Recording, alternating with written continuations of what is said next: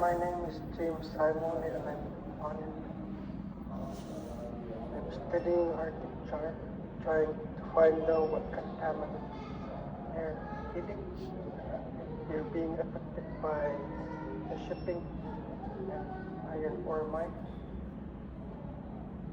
I want to help the people of Pond Inlet who eat the fish, and it's safe to eat, what level of mercury it has.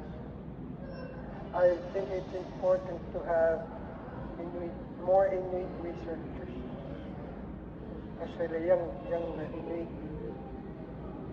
If you don't have Inuit knowledge, you wouldn't be able to do a project like this. We know the land, where to go to fish or hunt. Like we know the area. So you need them both.